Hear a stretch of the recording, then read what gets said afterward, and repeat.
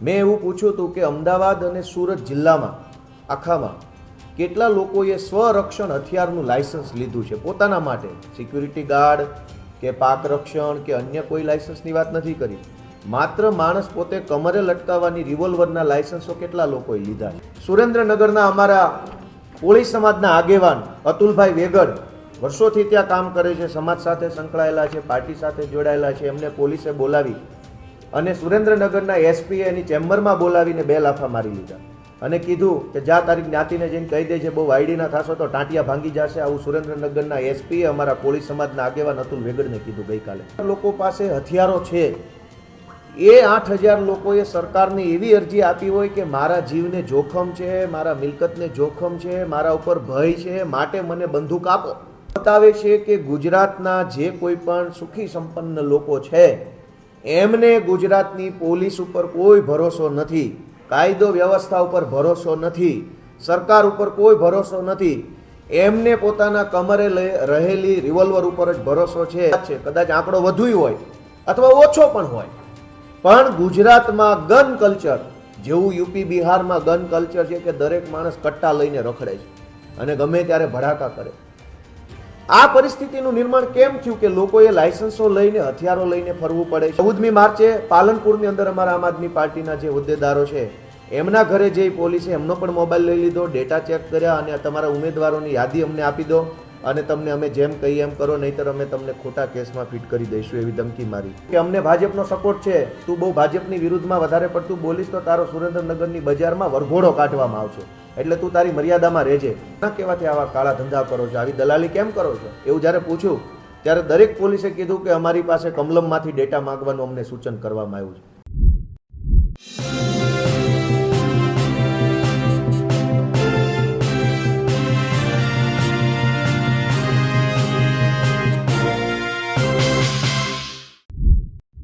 અરવિંદ કેજરીવાલ ગુજરાતમાં છે અને આમ આદમી પાર્ટીના કાર્યકર્તાઓને, હોદ્દેદારોને ગુજરાતમાં જે રીતે અટકાયત કરવામાં આવી રહી છે, પોલીસ કેસ કરવામાં આવી રહ્યું છે, તેને લઈને ગોપાલ ઇટાલિયા નારાજ થયા. તેમણે હરસંઘવીની પોલીસ ઉપર આરોપ લગાવ્યો છે કે એસપી હવે કોળી સમાજના આમ આદમી પાર્ટીના આગેવાનોને ધમકી આપી રહ્યા છે, ટાંટિયા તોડી નાખવાની વાત કરી રહ્યા છે. નમસ્કાર, હું છું ચિંતામણી પુત્ર અનિલ પટેલ. સ્વાગત છે આપનો અમારા વિશેષ કાર્યક્રમમાં. આવો સાંભળીએ ગોપાલ ઇટાલિયાએ વધારાનું શું કહ્યું, કારણ કે હથિયારોની તેમણે વાત કરી, કોર્પોરેટોની, ભ્રષ્ટાચારની તેમણે વાત કરી, પણ સૌથી મહત્વપૂર્ણ વાત કે જે રીતે આમ આદમી પાર્ટીના કાર્યકર્તાઓની અટકાયત કરાઈ રહી છે, પોલીસ ફરિયાદ રહી છે, તેને લઈને તેઓએ સરકાર ઉપર પ્રહારો કર્યા.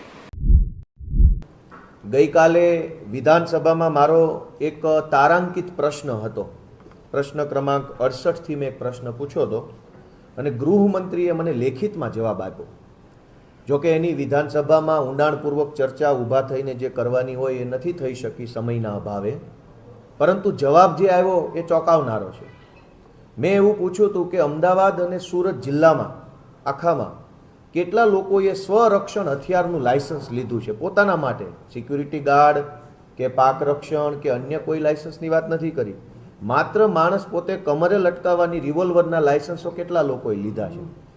અને મને સરકારે આશ્ચર્યજનક આંકડો આપ્યો કે અંદાજે સુરતની અંદર 2900 લોકો અને અમદાવાદમાં 5100 લોકો, એમ કુલ મળીને લગભગ 8000 લોકો પાસે હાલમાં રિવોલ્વરના લાયસન્સ છે અને 1000 અંદાજે 1000 કરતાં પણ વધુ લોકોએ નવા હથિયારો મેળવવાની અરજી આપી છે.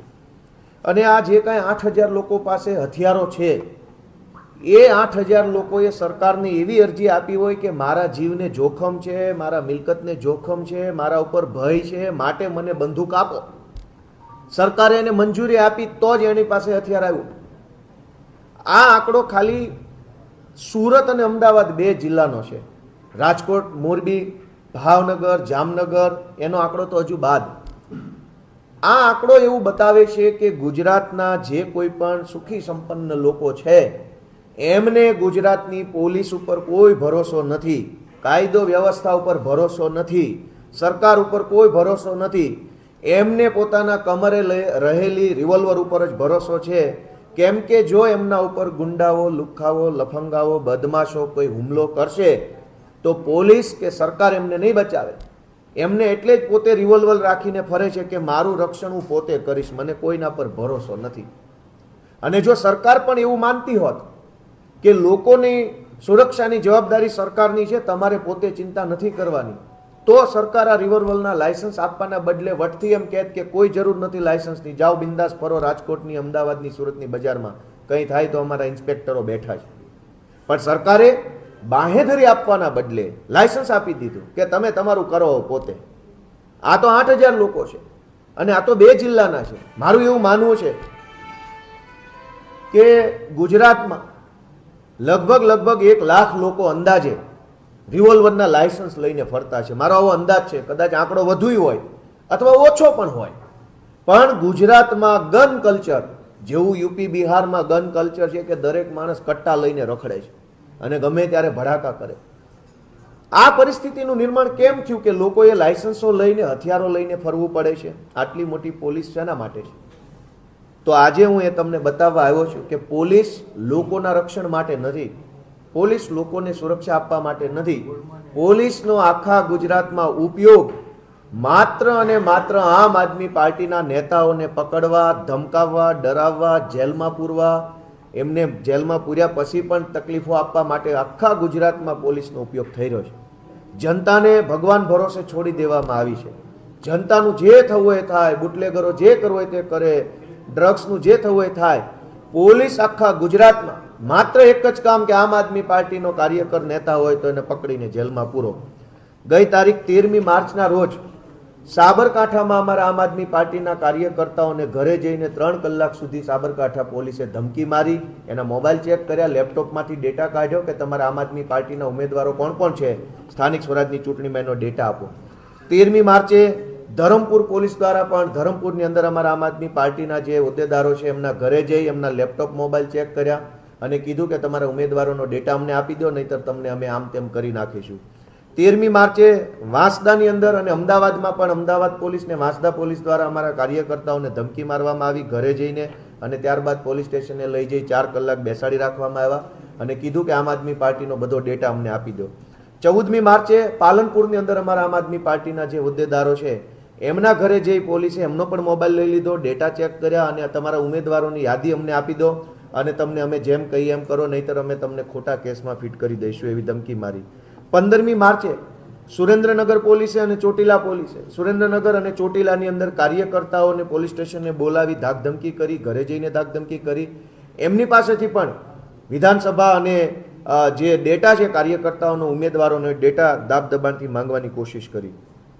16મી માર્ચે નવસારીમાં, અમદાવાદમાં, નરોડામાં, બાપુનગરમાં અને એલિસ બ્રિજમાં આટલી જગ્યાએ પોલીસે, એલિસ બ્રિજ, બાપુનગર, નરોડા, નવસારી, અમદાવાદ પોલીસે અમારા એ વિસ્તારના કાર્યકર્તાના ઘરે જઈ અને એમની પાસેથી ચૂંટણીને લગતો ડેટા માગી ધાકધમકી ચાલુ કરી. અને જ્યારે આ તમામ વિસ્તારમાં જ્યારે અમે પોલીસને પૂછ્યું કે આ તમારે અમારો ડેટા શું કરવો છે, તમે કોના કહેવાથી આવા કાળા ધંધા કરો છો, આવી દલાલી કેમ કરો છો, એવું જ્યારે પૂછ્યું ત્યારે દરેક પોલીસે કીધું કે અમારી પાસે કમલમમાંથી ડેટા માંગવાનું અમને સૂચન કરવામાં આવ્યું છે.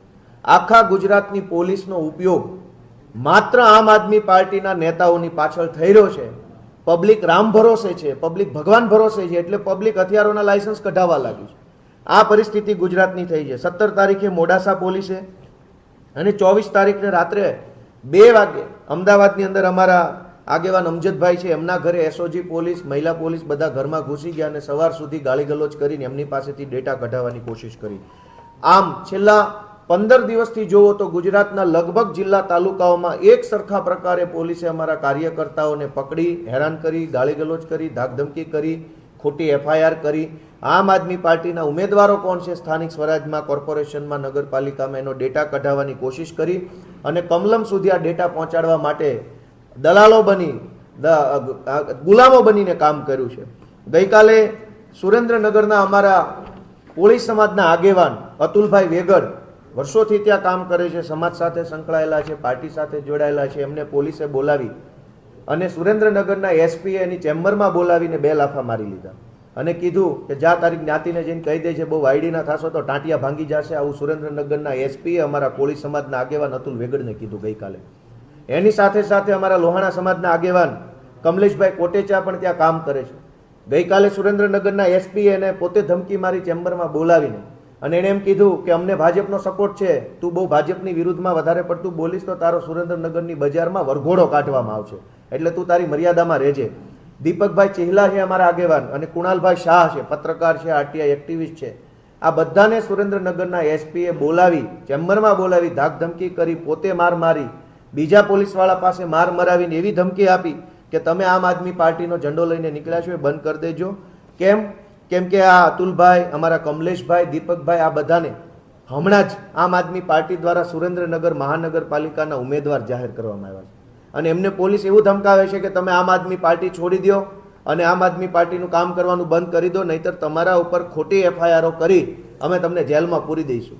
દોસ્તો, મારે જણાવવું છે કે પોલીસનો આ ધંધો છે. આ કામ કરવા માટે પોલીસના યુનિફોર્મ પહેરીને ફરીએ છીએ આપણે શપથ લીધી હતી તો આવા ધંધા કરવાની શપથ લીધી હતી. આખા ગુજરાતની પોલીસ અત્યારે જનતાને રામ ભરોસે મૂકી, જનતાને ગુંડાઓના હવાલે કરી દઈ, જનતાને બુટલેગર, માફિયા, તોડબાજોના હવાલે છોડી દઈ, માત્ર ને માત્ર એસપી, આઈજી લેવલના, ડીવાયએસપી લેવલના અનેક અધિકારીઓ માત્ર ને માત્ર રોજ જાગીને આમ આદમી પાર્ટીના કાર્યકર્તાઓની પાછળ પડ્યા છે. મેં તમને ડેટા આપ્યો, અને જનતા હથિયાર લાયસન્સો લઈ રહી છે. આ પરિસ્થિતિની અંદર ગુજરાતભરની જનતાને મારી એક જ વિનંતી છે કે આમ આદમી પાર્ટી આંદોલનમાંથી નીકળેલી પાર્ટી છે. અમે લડાયક માણસો છીએ. કોઈ એસપી આઈજીને દમદાટીથી બી જવાવાળા અમે નથી, અને જે એસપી આઈજી ભાજપની દલાલી કરે છે એને જોઈ લઈશું, શુદ્ધ ગુજરાતીમાં જોઈ લઈશું. એ કોઈ ટેન્શન નથી. સમય બદલાશે ત્યારે મોઢા હંતાડતા નહીં આવડે જે લોકો આજે ભાજપની દલાલી કરે છે એમને. પણ સવાલ એ છે કે જો પોલીસ ભાજપની દલાલ બનીને કામ કરે અને જનતાને ગુંડાઓના હવાલે સોંપી દેવામાં આવે, ગમે ત્યારે ખૂન થઈ જાય, ગમે ત્યારે અહીં રાજકોટમાં એક વેપારીની હમણાં હત્યા કરી નાખી થોડાક દિવસ પહેલા, ખુલ્લેઆમ છરીઓ મારી દેવામાં આવે છે, તો પોલીસ કંઈ નહીં કરે. અને આ પરિસ્થિતિમાં જનતા હવે પોતે હથિયારોના લાયસન્સ લેવા લાગી છે. એનો ડેટા મને ખુદ ગૃહમંત્રીએ આપ્યો છે. ત્યારે એક જ વિનંતી છે કે આ સ્થાનિક સ્વરાજની ચૂંટણી ભાજપ એક યુદ્ધની જેમ લડવા જઈ રહી છે, ત્યારે અમે પણ આ યુદ્ધ માટે તૈયાર છીએ. જનતાને વિનંતી છે કે આ યુદ્ધની અંદર સત્ય, ન્યાય, નીતિનો સાથ આપે, ઝાડુનો સાથ આપે, આમ આદમી પાર્ટીનો સાથ આપે.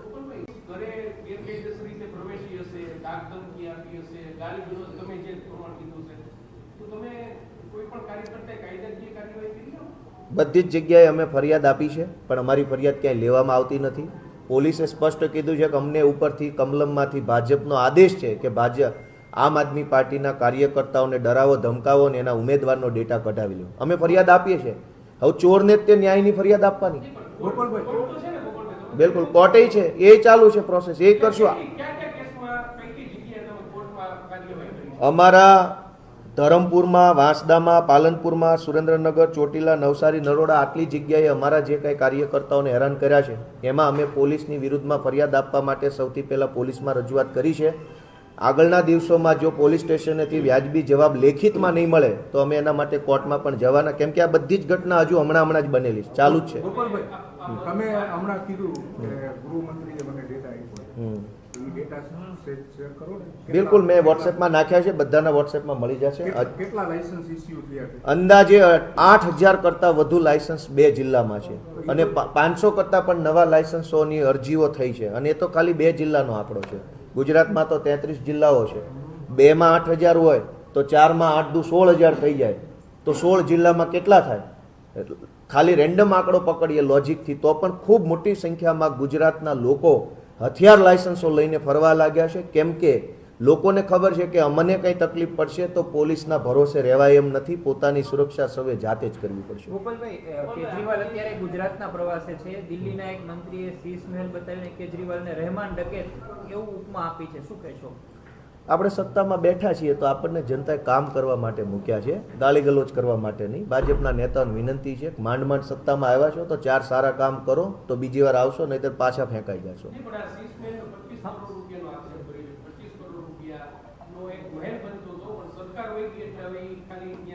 પ્રદર્શની તરીકે રાખી વાર્તા છે ભાઈ. અહીંયા ભાજપના કોર્પોરેટરોએ 100 કરોડનું કરી નાખ્યું છે, અને તમે મુખ્યમંત્રી ઉપર 25 કરોડના આરોપ લગાવતા શરમ નહીં આવતી? અહીં ભાજપમાં જે રાડાના મકાનો છે, જે સરકારી મકાનો, એમાં ભાજપના કોર્પોરેટરોએ કેટલા કરોડનું કરી નાખ્યું રાજકોટમાં જ. એ જ પાર્ટીના લોકો મુખ્યમંત્રી પર 25 કરોડનો આરોપ લગાવશે, શરમ આવી જોઈએ. રાજકોટ ભાજપના કોર્પોરેટરોને ખિસ્સા ખંખેરે તો 100-200 કરોડનો માલ કમાયા. ખાલી કોર્પોરેટર લેવલના માણસો 100-200 કરોડની કાળી કમાણી કરી લેતા હોય, મુખ્યમંત્રી પર 25 કરોડનો આરોપ લગાવતા હોય તો એનો મતલબ સમજી લો કે અરવિંદ કેજરીવાલ દેશના સૌથી કટ્ટર ઈમાનદાર વ્યક્તિ છે, હતા અને રહેશે ને. તો હવે તો કોર્ટમાંથી જજમેન્ટ આવેલું છે, કોર્ટે કહી દીધું કે નિર્દોષ માણસ છે, પછી ક્યાં કોઈ આરોપની વાત રહી? એમની રહેમાન ડકેત આ શબ્દ પ્રયોજવો હવે જેણે પ્રયોજ્યો એ ભાઈ એના પોતાના પરિવારમાં જે રીતની એને પાલન પોષણ થયું હોય એ પ્રકારના શબ્દો વાપરે. ગોપાલ ઇટાલીની વાત સાંભળીને આપણે શું લાગે છે જરૂરથી મારા કોમેન્ટ બોક્સમાં કોમેન્ટ કરજો. એ સિવાય અમારી યુટ્યુબ ચેનલ લાઈક કરો, સબસ્ક્રાઇબ કરો, બેલ આઇકન દબાવો. સાથે અમારી વેબસાઇટ છે www.gujaratpress.in, ત્યાં પણ તમે વધુ અપડેટ થઈ શકો છો. ત્યારે માટે બસ આટલું જ. નમસ્કાર.